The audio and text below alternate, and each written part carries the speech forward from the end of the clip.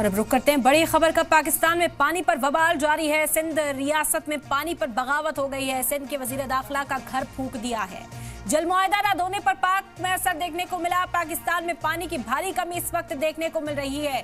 अहम जानकारी इस वक्त आप तक पहुंचा रहे हैं। पाकिस्तान अपना किया ही भुगत रहा है। लोगों में अब बगावत के सुर बुलंद हो गए हैं। सिंध रियासत में पानी की बगावत देखी जा सकती है। सिंध के वजीर दाखिला का घर फूंक दिया गया है।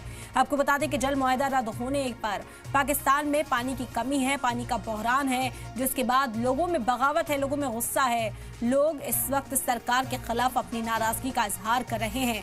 फिलहाल आपको बता दें ये तस्वीरें पाकिस्तान से सामने आई हैं। सिंध रियासत में पानी पर बगावत शुरू हो गई है। सिंध के वजीर दाखिला का घर फूंक दिया गया है। जल मुआहदा रद्द होने पर पाक में असर देखने को मिला। पाकिस्तान में पानी की भारी कमी इस वक्त महसूस की जा रही है।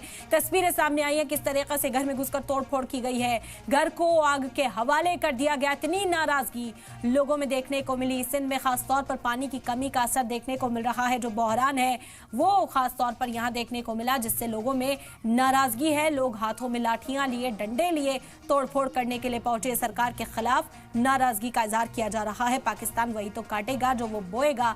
जो हरकतें पाकिस्तान ने की थी उसके बाद इंडस वाटर ट्रीटी के जरिए उस मुआहदे को सस्पेंड किया गया। पाकिस्तान के साथ बटने वाली जो नदियां हैं वो उनसे पानी को रोका गया, जिसके बाद पाकिस्तान में इस वक्त बहरान बढ़ता हुआ दिखाई दे रहा है।